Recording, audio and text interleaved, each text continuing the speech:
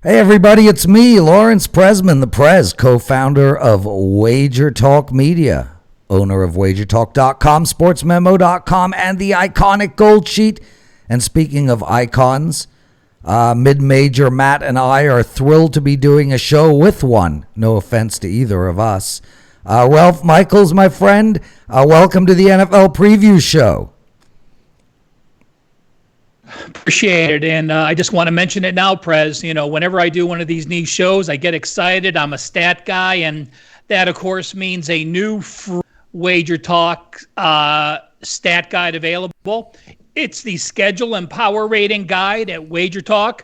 You can find it either on my page or just go to WagerTalk.com, go to the news, go to the NFL. It's the main story there. You don't even need to register. You click on it, it'll print off the 23-page PDF, and it's the exact information that I want to talk about here on this show, including my power ratings for each of the upcoming teams and a power rating for every game this NFL season. Yeah, and Ralph, I was just looking at it recently. It's absolutely spectacular, so great work on that. Thank you. Mid-major Matt Josephs. A little bit, if you could slide a little bit to your right, the other way, there you go. You handsome man. How are you, my friend? Always fun to be on the panel with you guys, especially talking about NFL footballs. We've got a very interesting season potentially coming upon us. Yes, we do. And just so everybody knows, we'll be doing this show every single Tuesday. 3 p.m. Eastern. It's our NFL preview show. Today we're going to look at the NFC East. I messed up our title there. Title change in mid-swing. We're going to look at the NFC East. But before we get into all of that stuff, and Matt, I'm going to go to you first. There's so many variables going into this season. Are there going to be fans? Aren't there going to be fans? Are they going to have a 17-game schedule? Aren't they? Is every team going to play at home? Some will, some won't, et cetera, et cetera. How are you going to attack handicapping sort of the future market as we're entering the football season in a few months? Well, I'm going to do my research like I'm going after this because I'm going to put bets down. But the problem is, as you mentioned, a lot of these wagers are based off of 16-game seasons, which we don't know if there'll be 16 games. As you mentioned also, I've been using an arbitrary number of 8. So let's say the first 8 weeks, there's no fans, but then afterwards there are. So that's something to consider. To me right now, as we go over these numbers, I have to be a number or 2 off for me to lock something in right now because I know there's a chance that it's going to be a refund. I'm going to prep like we've got a full, 17-week, 16-game season. But to me, I'm not going to lock anything in right now unless I see extreme value, which we'll go over as we go along. Right. And we're going to look at all of that. And as we spoke about today is the NFC East. Ralph, I'll tell you from my perspective, I don't bet a lot of futures. Very rarely do. I do bet some win-loss totals, and I will be giving out some throughout the months. But I'm going to do that assuming that they're going to play all the way through.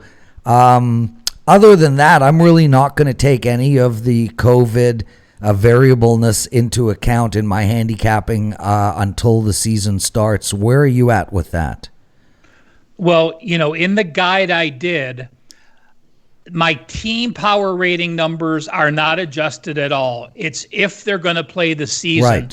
What I did adjust is my home field edge, and I just gave everyone a flat 2.0 home field edge. So I am thinking that the season will start without fans, and therefore my power rating numbers are based on a 2.0 home edge. I still think even if there's no fans, there's the familiarity of playing at home, in your locker room, the height of the grass, the pitch of the field. So I still think there is an edge without fans. But if there are fans, there are certain stadiums like Kansas City, like Seattle, like New Orleans, that perhaps will get a point or a point and a half more in certain situations. Yeah, then conversely, stadiums like Jacksonville might get a negative. Yeah, you could, but it's always not, probably the 2 negative factors. Jacksonville doesn't draw the fans of some people. The 2 teams that, to me, can draw a negative number are the Arizona Cardinals and the LA Chargers.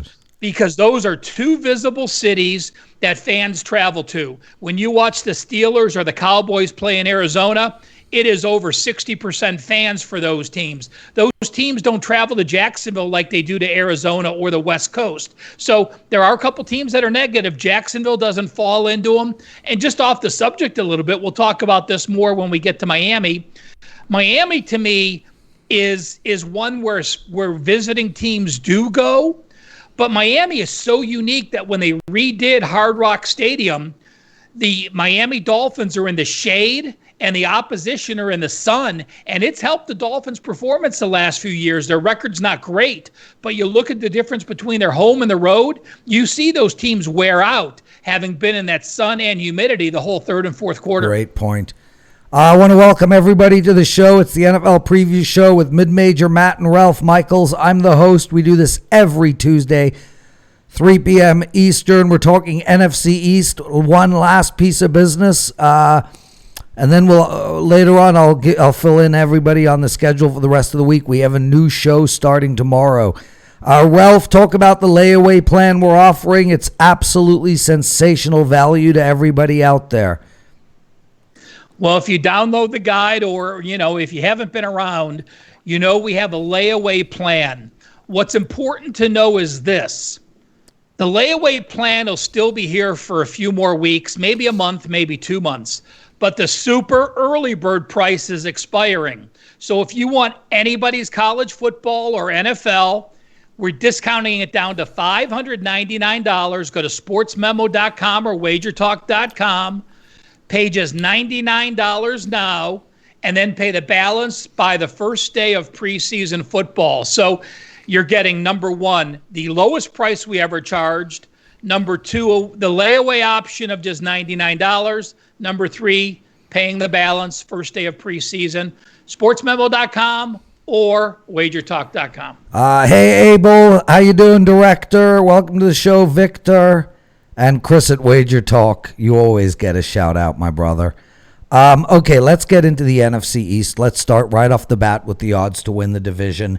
And then we'll talk a little bit about the win-loss record, which will creep into this discussion as well. I'm using lines from Bet365. Everybody is using different lines. They are slightly tweaked. Dallas, for me, is plus 105. Eagles at plus 130. The New York Giants at plus 800 and Washington at plus 1200.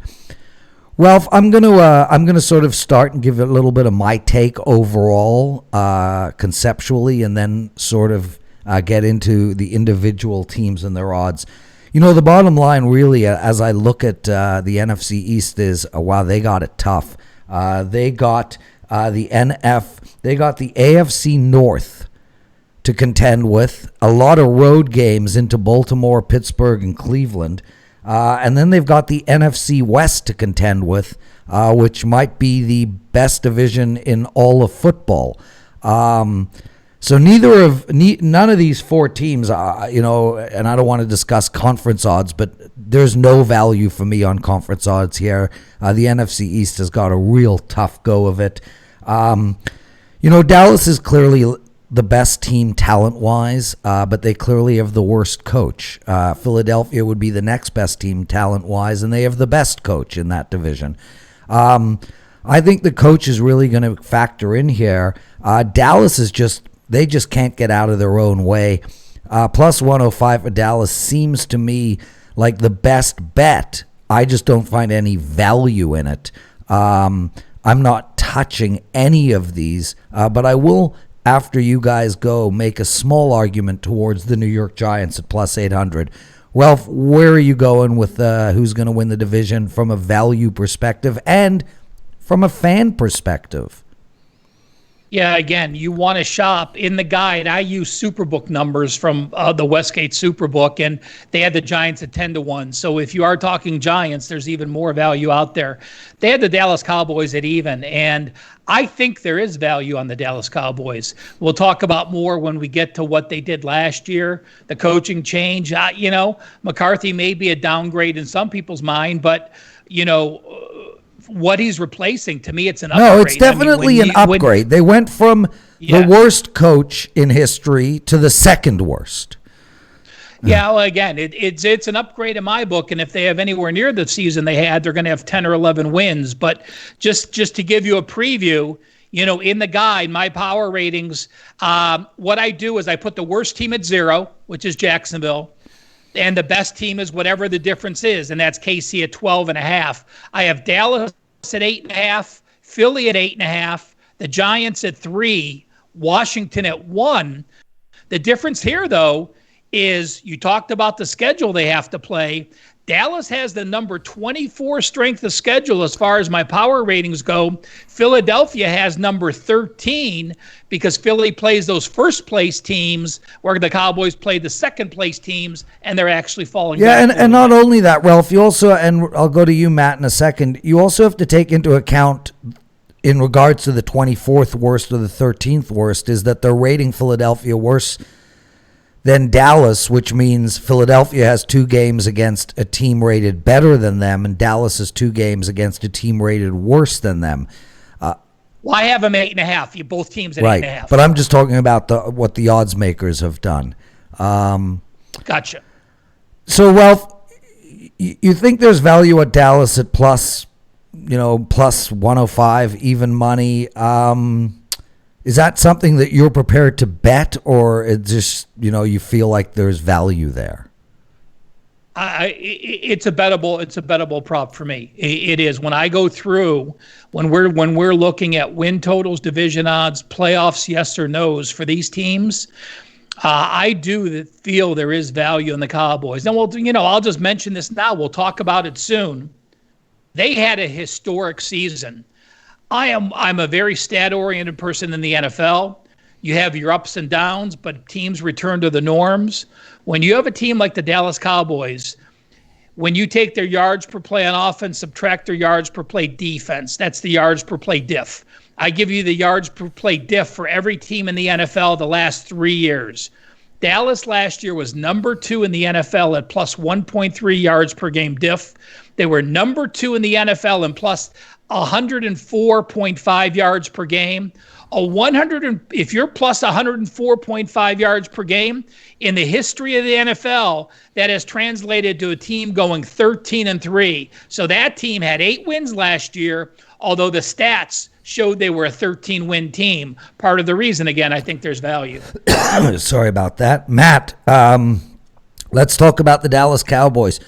Look, I agree with Ralph. I mean, I think they're the best team in this division.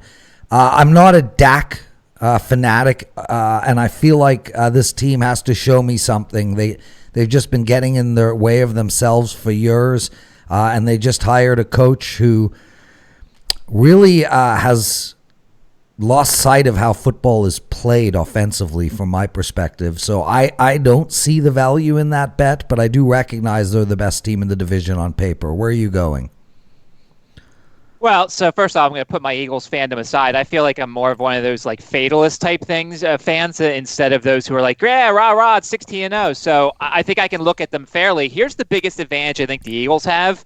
They've got the only continuity at head coach and the only continuity pretty much at all the coordinator positions, and that's going to be huge. We don't know how much Mike McCarthy's been with his team.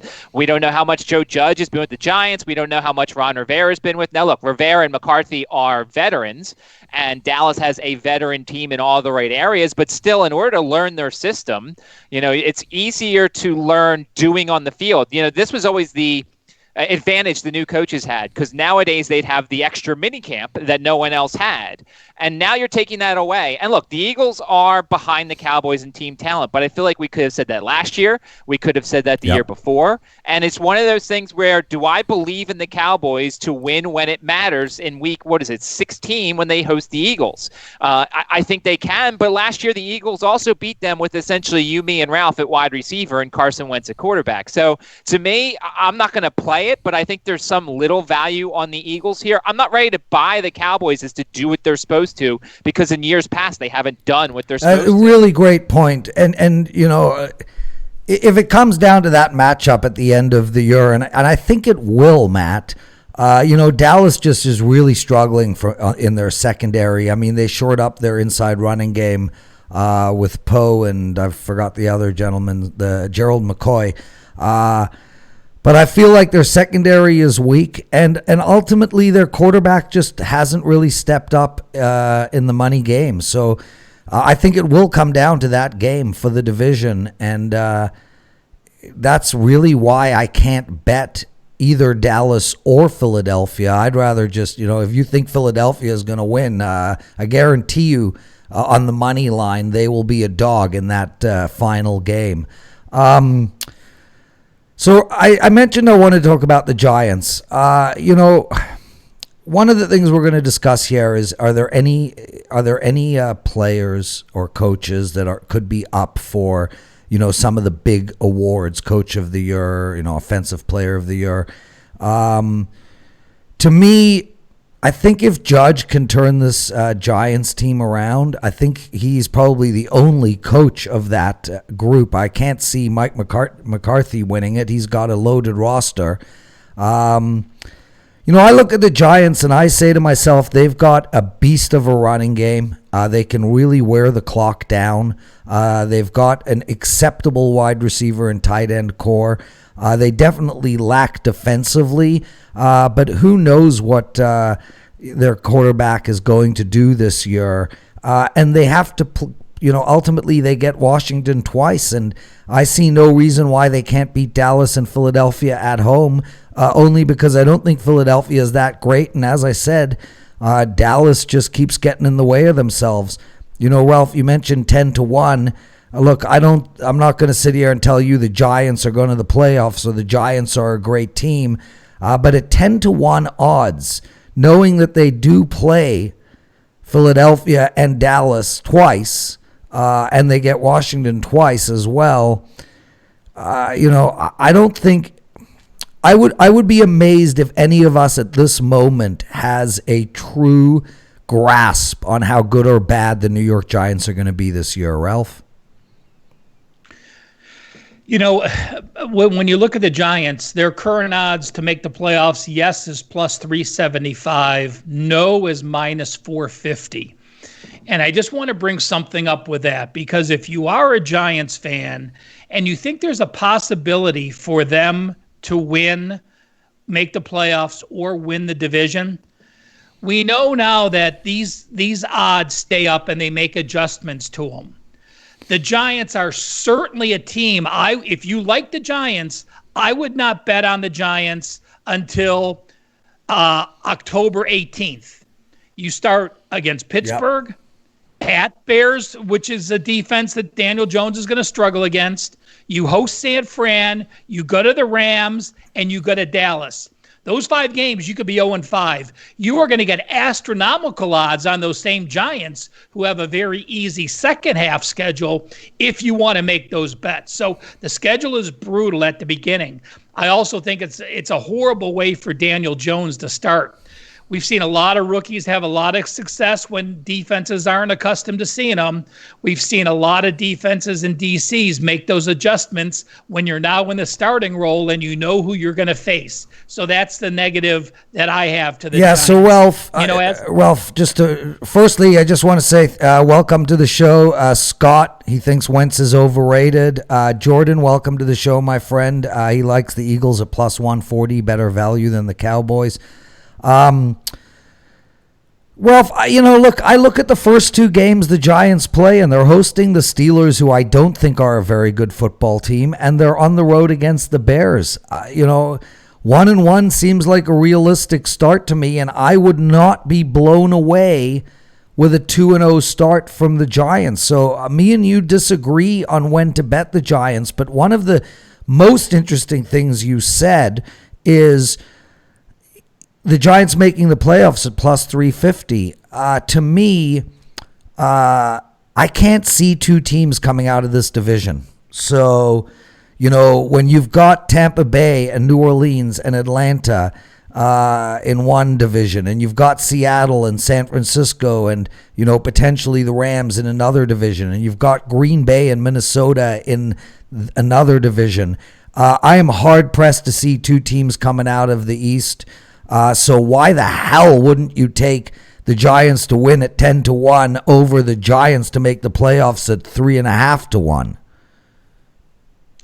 Oh, I think that's an excellent point. I actually think there's value betting the Giants minus 450 to not make the playoffs.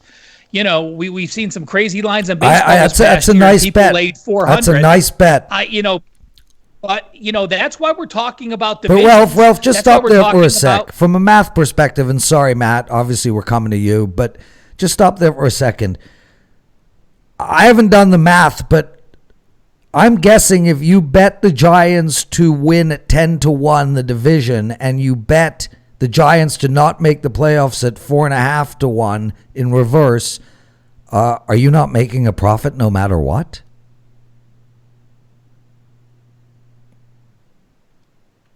Yeah, well, yeah, I think that's a fair point. Yes, because if you're saying the Giants are going to win 9 or 10 games to win the division, that means the Cowboys would have to do that. And since you're playing each other twice in your division, both that cannot happen. So I think that's a very fair point to say. Matt, where are you at with the New York Giants, good sir? Well, you look at the lines out in Vegas, so, because some of the books have already put out lines, they're favored in one game. Yeah.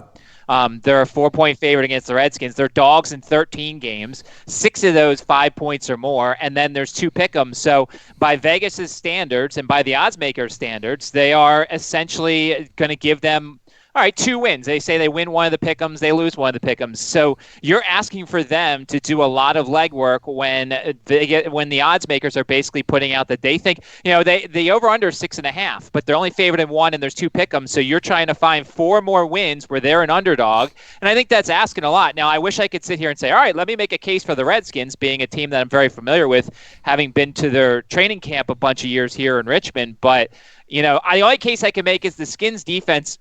Arguably, their front seven's the best in the division.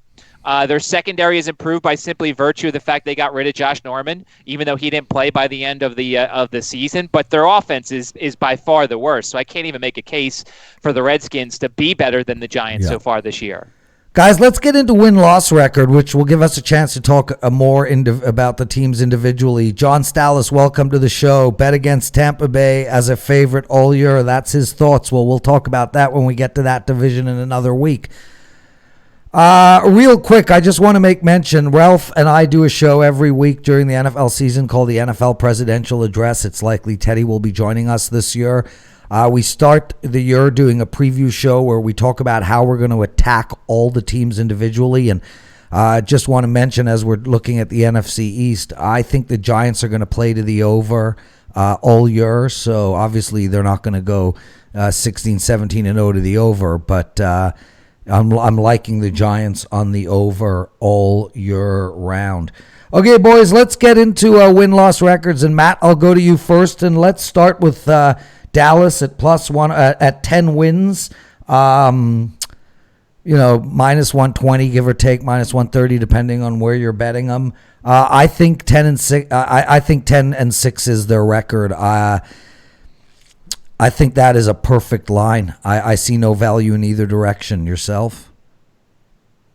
I agree. I mean, I can. When I did my run through, I got 10 or 11 wins. The things I was looking at, we talked about it with the Giants. The Cowboys are favored in 10 games. Now, 4 of those are within 3.5 points. Yep. So there are some, potential to go either way. And they're dogs in 6. 5 of those are within 3 points. So they could, take some of those favorites and turn them into losses and turn some of those underdogs into wins. They got the 3 straight home games, weeks 4 through 6. Now, Cleveland, Giants, and Cardinals, you figure they should go 3-0 there. The thing I'm going to bring up, at least when we talk about some of these teams, are potential flat spots, because it's never too early to circle that game on the calendar that you think that could be one of those games where they're like, ooh, they may not play straight. So they've got a game against That's what I was going to say later on. Yep. And it's after playing at Baltimore, and it's before hosting the 49ers. And this is the same Cowboys team that lost to the Jets this past season. The other thing I'll say real quick is that, I used that arbitrary number of 8 games, the first 8 games, potentially without fans. Nothing really that big there, 4 home and 4 away. We'll talk about a team coming up where that does affect it. But I think 10's about right. So there's no real value there. But I'm watching that Cincinnati game later on to see if that's a flat spot for the Cowboys. And it's so interesting you said that, because I had that circled as their flat spot as well. So you and I both agree there's really no value in either direction on the Dallas win-loss total. Ralph? Question for you two guys. Does Andy Dalton at Dallas change that a little bit from being a flat spot to Dalton trying to rile up his troops? Andy Dalton couldn't rile up troops on any day, and nor will he see the field. And I would bet plus 200. He's not even on the team at that time. So Andy Dalton does not factor in my opinion, at all. I will take plus 200 that Dalton is on the Cowboys when they face Cincinnati with his $3 million. Okay, fine, guaranteed. he will be. But either way, I'm not factoring Andy Dalton into this equation one bit. I'm going to just take 1 second going through the Cowboys. When people download the guide and look at each conference, each division is 2 pages. The schedules with my power rating numbers, the theoretical odds. And if you ever want to know how they make the theoretical win totals, they basically do this. At the Rams, Dallas will be a 1-point dog. Mine, that's a 49% win total. Hosting Atlanta minus 4.5, that's a 67% win. At Seattle plus 2.5 is a 46% win. So when you add up all those theoreticals for the 16 games with the line based in, Dallas Cowboys only come up to 9.37 wins. So, can they get more? Yes, I think they will because of their stats. But, it's always good to know what the theoretical is when you're looking at wins and losses.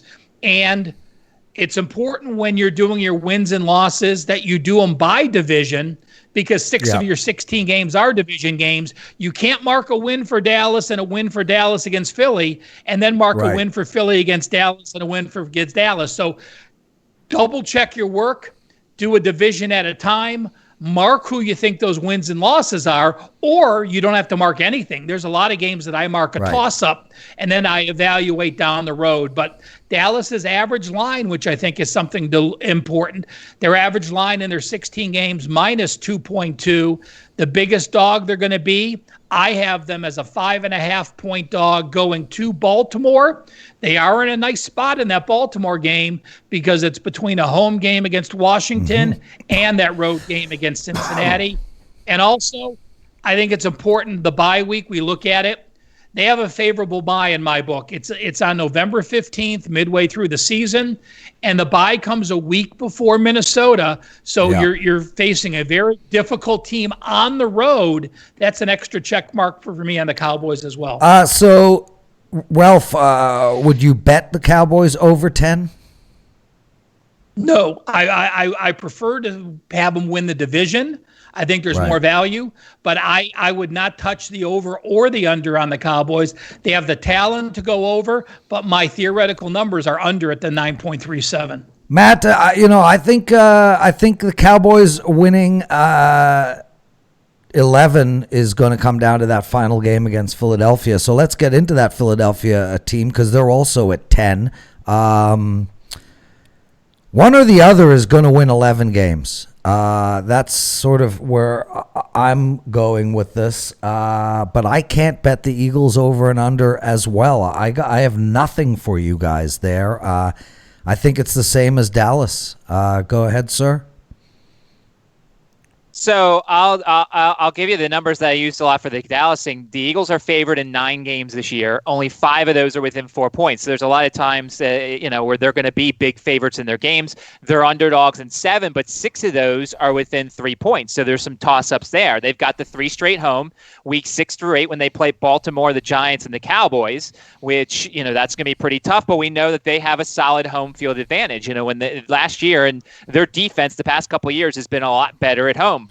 Going to the point I made about the arbitrary first 8 games, they've got 5 games at home, those first 8. So in theory, if there were no fans for the first 8 games of the season, the Eagles would be one of the bigger teams hurt by it because they've got tough teams at home and they've got them early. So that's something I was considering. The flat spots here, boy, I found actually a couple of them. You've got the Giants game that we talked about between the Ravens and the Cowboys at home. You've got the road game at Cleveland in week 11 between the Giants home game and Seattle, which is a massive revenge game, or week 15 at Arizona between the New Orleans game and at Dallas. This is an Eagles team I'd love to say, yeah, I'm an Eagles fan. They're going to win 10, 11 games, but I don't see it. I actually think 9 is not a bad number for them potentially because it's a really tough schedule. And if there's no fans early, they could be really affected by and it. Guys, just to quickly mention, you can get the Eagles at a 9.5 on the wins, which still for me is a pass. Ralph, I just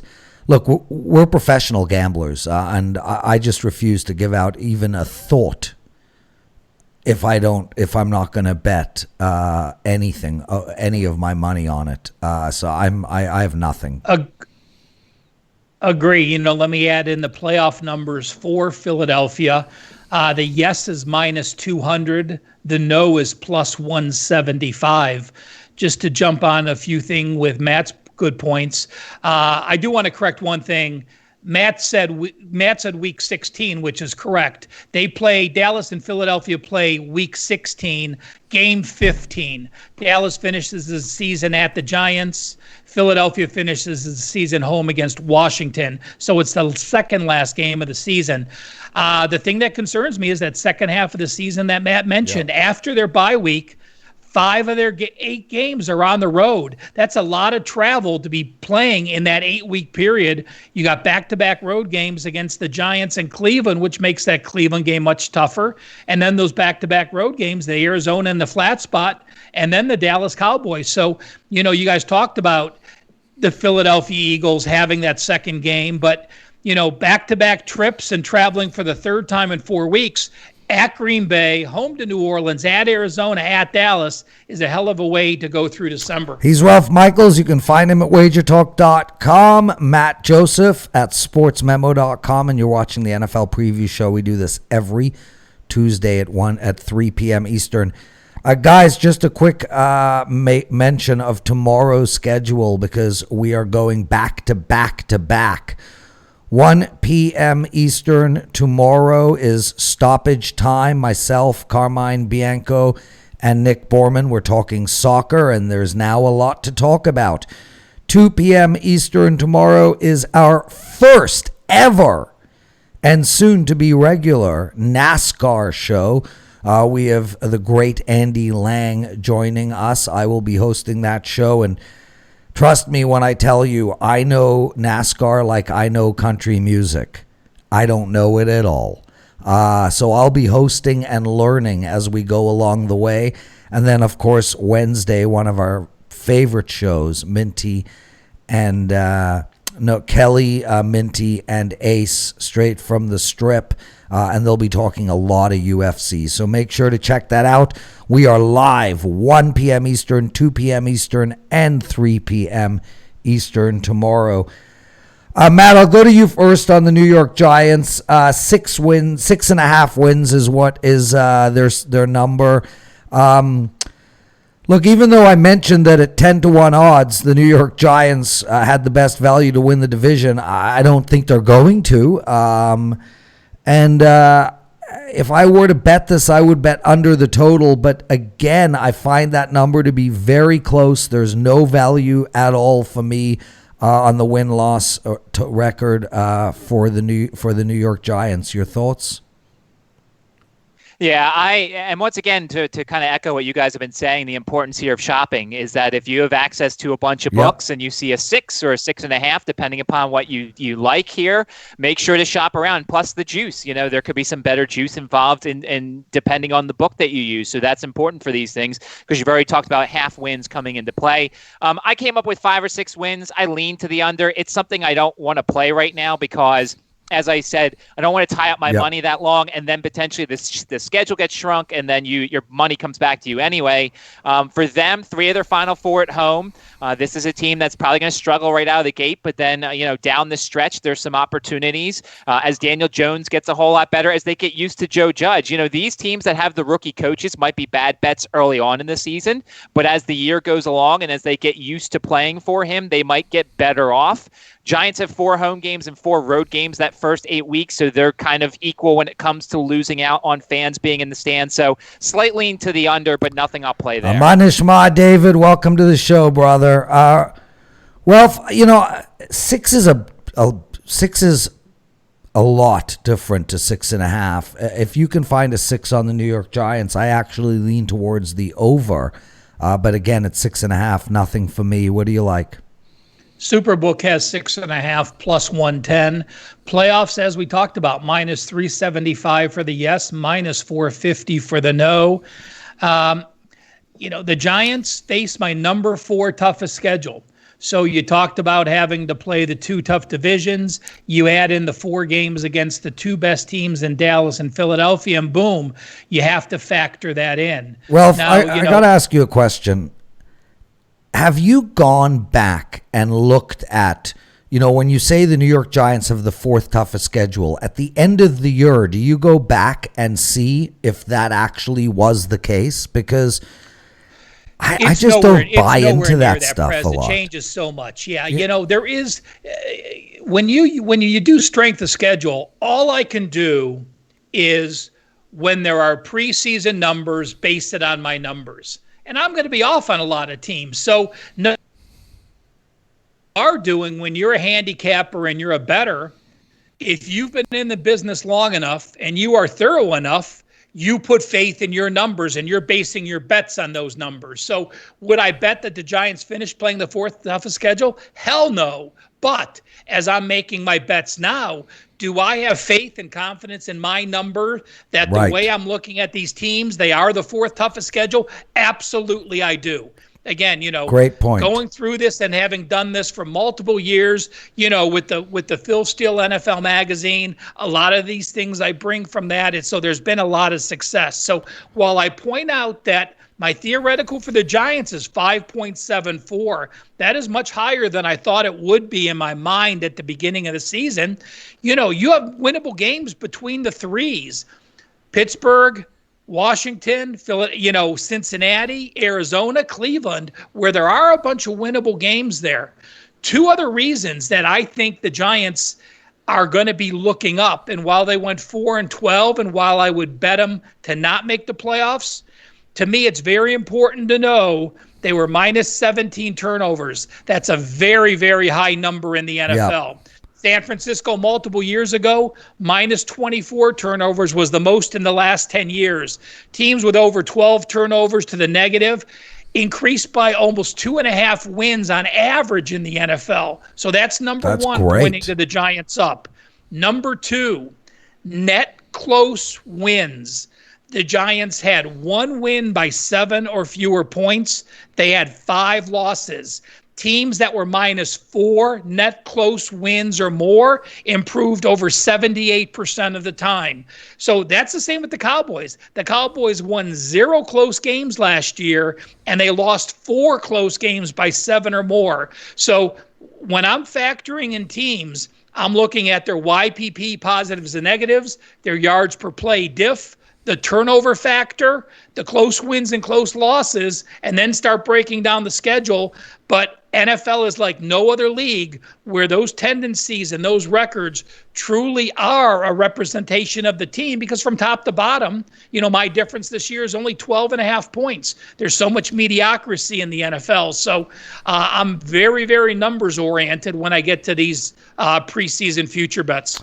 Such outstanding stuff, Ralph and Matt. I'm excited to host this show throughout the summer. NFL football betting is probably the thing I do best, and yet all I do is learn from the 2 of you. Guys, if you have any questions, please make sure to ask us. What did David just write? It's easier to bet on each game separate instead of placing a bet on total win-loss and lock the money up for the whole season. That is something I do want to talk about, boys, but let's do Washington first. And then I do want to get into that exact statement that David made because it's very important. And it's also why I rarely bet futures bets. With that said, and I'll make this really easy, I probably will make 3 or 4 win-loss bets all year, and one of them will be on the under in Washington. 5.5 games, I can't count more than 3 potential wins on their record. Matt, I'll go to you first.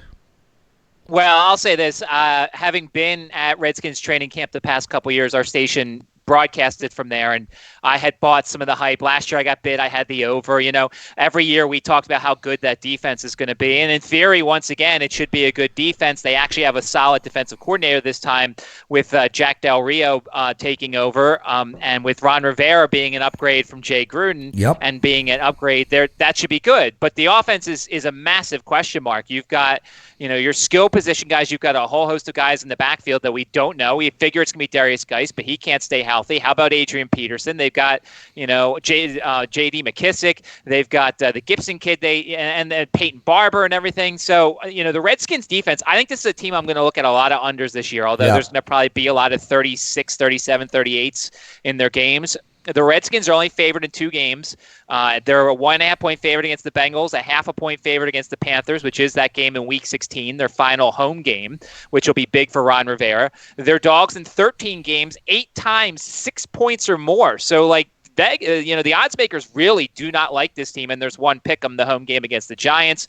They've got 3 straight on the road starting Thanksgiving with Dallas, Pittsburgh, and San Francisco, which I dare somebody to find a tougher stretch than that.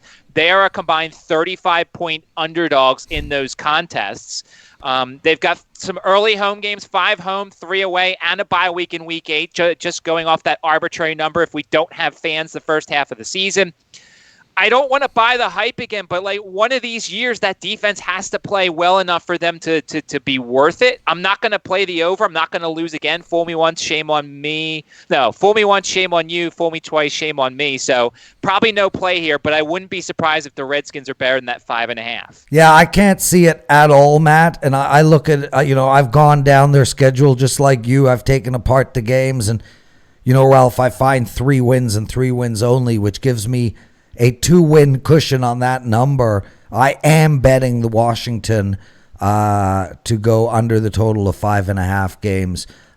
This team, and I grant you, Matt, look, they've got a really strong front 7. Kerrigan's a beast.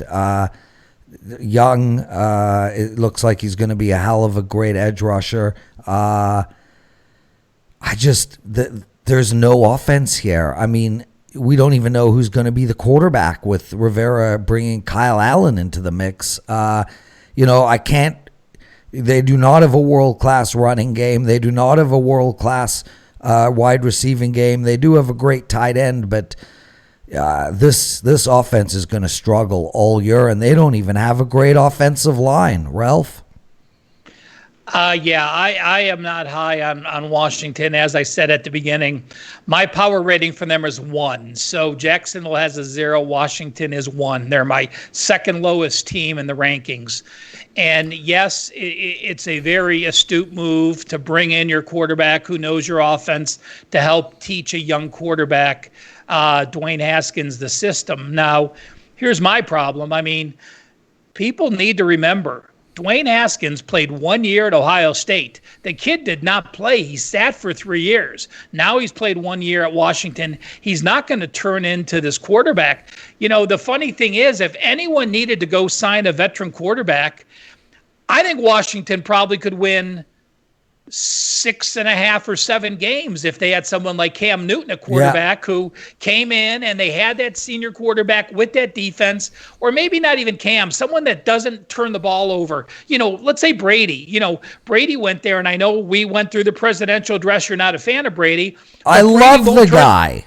Brady doesn't turn the ball over. So when you have an offense that is so inept, goes 3 and out, your defense, which is so good, doesn't show up good statistically because you're on the field so much.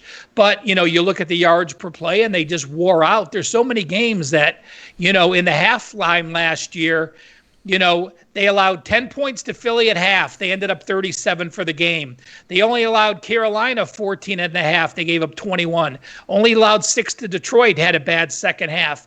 Only allowed 13 to Minnesota, and then the second half. So you look at their first half numbers, and they were very strong. So that, to me, is what I still will look at. I will look at Washington with the improvement. If Kyle Allen can get Dwayne Haskins playing mistake-free, I think they're a team to really look on for the first half of games this year. As far as my theoretical, It has them with 4.61 wins, again, to the under. I agree, the winnable games. Yes, you have some games on the road against teams you might be able to beat, but those crappy teams like Cleveland and Detroit, and that's it, actually. But two road games. They're not crappy. Yeah, well, like I said, I have them as an 8-point dog at Cleveland and a 6-point dog at Arizona. So 5.5 wins, lean to the under, not making a bet. Their division price, just FYI, so we can talk about it, 18-1. And their playoffs, you're plus 600 to bet yes. You're minus 900 to bet no. You look at their turnovers, they were plus 1 turnover. That's not a positive. You look at their close wins, they were only minus 1 close win. It's a negative. If you look at their yards per game diff last year, they were last in the football, minus 110 yards per game. They were number 30th in yards per play, minus 0.7. There's just too much of a gap for them to catch up. Can I add something here? Of course. So I agree with all of what Ralph said, but when I look at this team with Greg Minuski as their defense coordinator, he had people in such terrible positions. And I understand part of what you were talking about is the offense kept going 3 and out. They got tired in the second half. Last year, they went out of their way to not play Josh Norman. And the guys behind Josh Norman were actually worse than him, and he was pretty bad himself.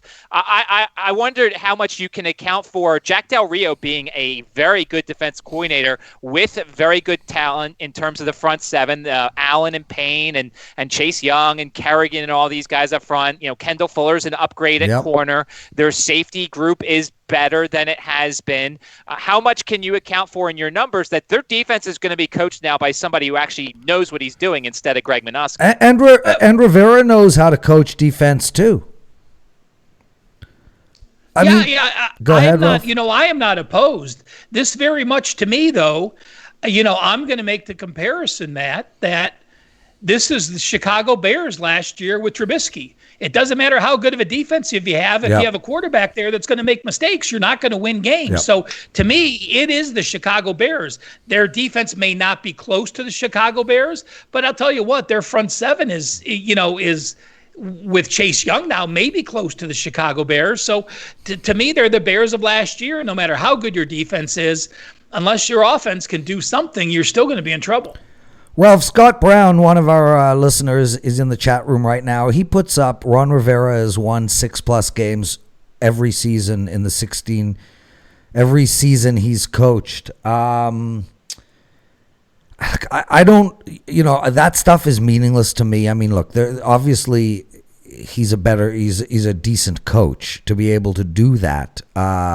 He went 5-7 his first year. Oh no, he went at Carolina. He had 5 wins, right? He went 6-10 his first year, but he took over a Carolina team that was much better than this Washington. That's team what I was going to say. Yeah, absolutely. And plus, he's really had Cam Newton most of his career. Speaking of Cam Newton, and I know he's not relevant to the NFC East, but man, nobody wants this guy. I don't get it. See, here's my issue with that.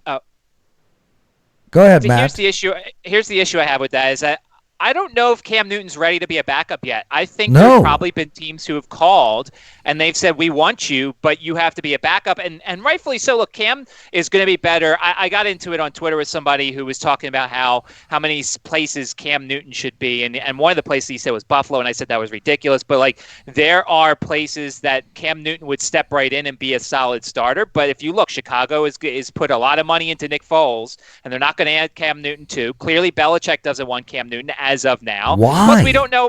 Well, we also don't know how physically healthy Cam Newton is. I think that's the point, Matt, totally. I think without being able to give the guy a physical, you're not going to sign him, and you can't give him a physical yet. Right. I think that's the only question here. Yeah, because I'm shocked that he is not a New England Patriot. Guys, let's talk about the comment that David mentioned, and then we'll call it a show. This is so much fun. I wish I could do every division with you guys right now. Matt, what division you want to do next week? Why don't we do the NFC Central, since that's probably next? There you go. NFC Central next Tuesday. Ralph Michaels, Mid-Major Matt, and myself, 3 p.m. Eastern. I hope you guys join us.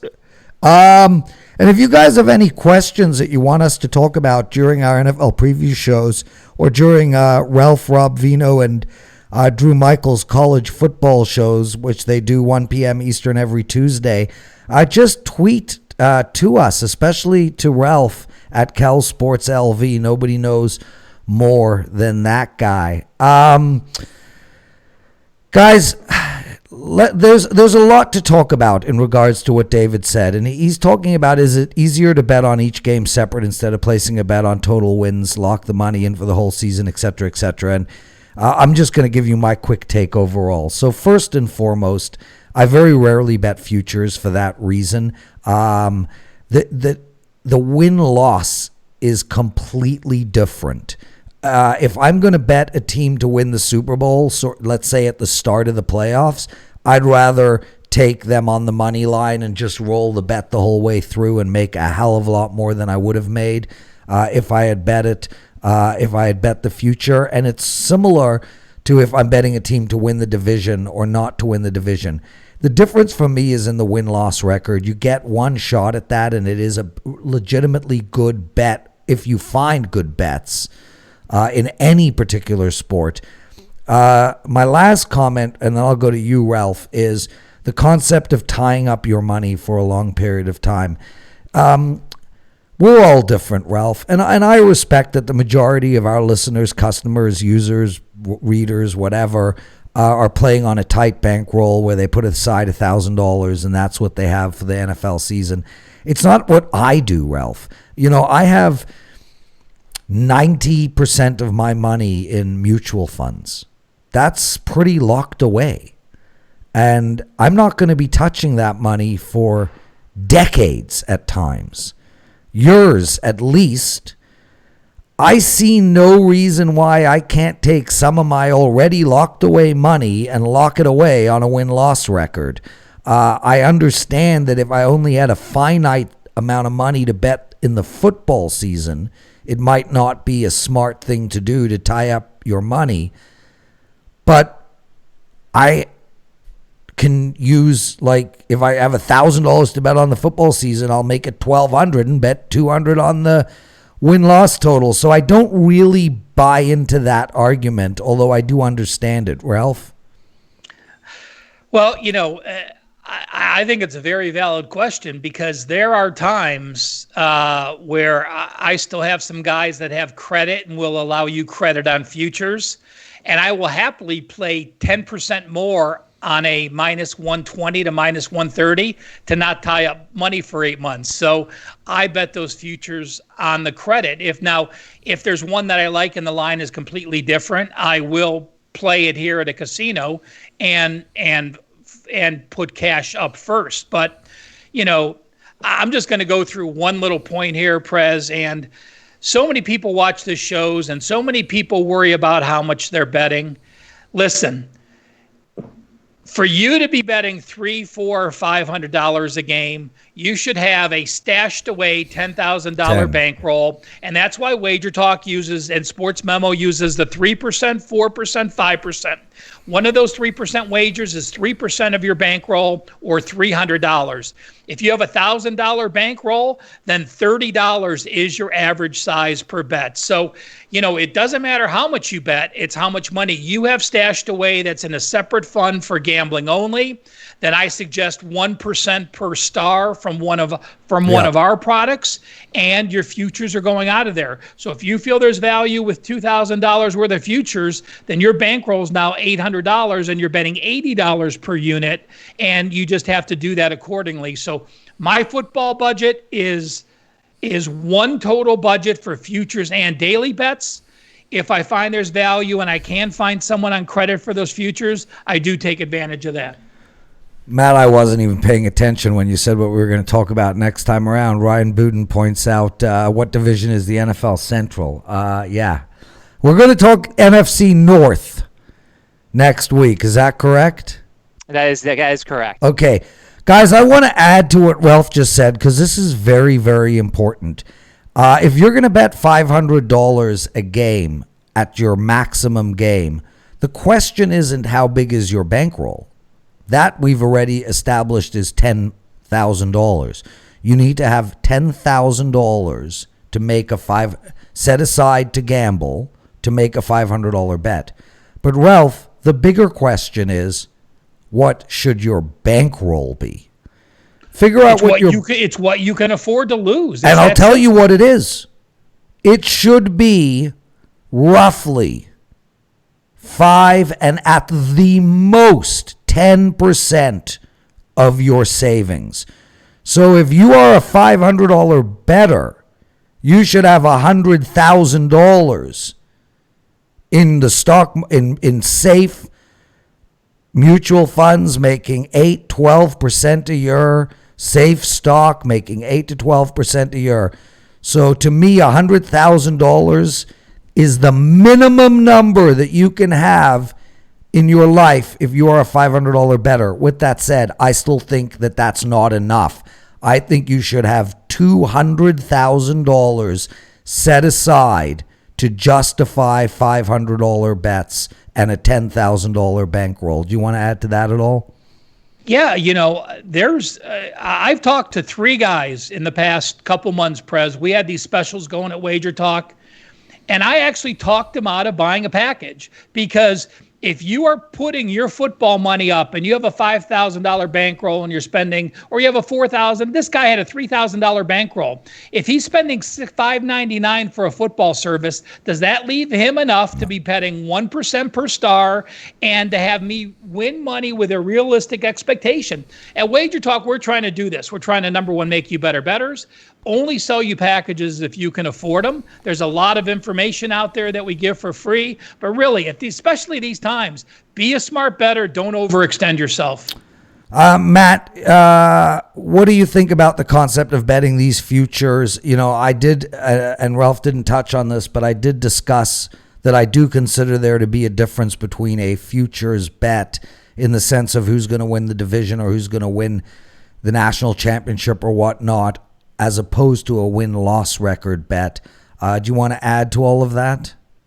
Well, so the thing that, we've kind of talked about, at least I've kind of talked about, is there's just so many factors here that we don't know about. We don't know if there's going to be a 16-game season, and boom, you bet a 16-game win total, and it's based off of 16. You put that money, not only is the money, now look, I understand what you guys were saying about setting aside money, but you're setting aside all this money for a void bet that the money's going to come back to you. We don't know how much there's going to be fans. We don't know. Look, if they don't play weeks 1 and 2 on weeks 1 and 2, and they push them to weeks 16 and 17 towards the end of the schedule, well, that moves some flat spots, that moves travel time, that moves who's this year more than any other, you could say, for both college and pro football, there are so many uncertainties. So if you're going to bet one of these win totals, one of these divisions, one of these Super Bowl things, you have to be 100% sure that under any sort of circumstance, no fans, games on the moon, games in Jupiter, whatever, you have to be sure under 100% circumstances that you still like this wager, because there's a bunch of unknowns that you're still going to have to account. Great point, boys. Hey, I don't know if you're getting the news down south. I'm Canadian. Everybody knows that. The CFL is on a lifeline right now. They've asked the government for $30 million bailout. They feel like they might need over $100 million to make it. If it folds, the Jacksonville Torontos are on their way. What do you think of the name, the Jacksonville Torontos, or the Toronto Jags? We'll go with. So it's not going to be the Argonauts. Hey, yeah, you know what, Ralph? I think the Orgos. I think that's the oldest name in gridiron, as they call it, in the whole world. There's no franchise older. Do you know that? No, I didn't. It's about 115 years old. Always learning from Prez. David Chan, welcome, brother. What did he write? The education on the sports betting space development, treat this, blah, blah, blah. David, we freaking love you. Let's end this show, boys. Guys, I can't thank you all enough. Roger, thank you for joining us. Ryan, Scott, Director, David, everybody. In case I didn't mention you, God willing, there'll be so many of you in September I won't even be able to mention most. NFC North next week. Green Bay Packers, Minnesota Vikings, the Bears, and the Lions will be a fun division to discuss. A real pleasure to do this with the two of you. You're both unbelievably knowledgeable in all sports. And in NFL, it's just a joy to listen and learn from both of you. Thank you, everybody. And make sure to check out tomorrow's schedule. 1 p.m. Eastern, our soccer show. 2 p.m. Eastern, our NASCAR show. 3 p.m. Eastern, straight from the strip with, I got you, Ralph, with Kelly, Minty, and VR. They talk UFC. Go ahead, Ralph. I saw the pen. Wednesday soccer. Don't forget, guys, Carm's got a 5% play up for this weekend. Guess what? It's Tuesday. $2 for a weekend soccer play. Make sure you get it today on Tuesday. Only pay $2. I'm sure he'll talk about it more tomorrow. You're the best, Matt. Thank you, my brother. And thanks for driving the show, guys. This was Matt's idea. Greatly appreciated. And he will pick the divisions that we talk about and the order. So tweet at him at mid-major Matt if you like. I got a date with the Peloton, and it ain't waiting. Later, boys.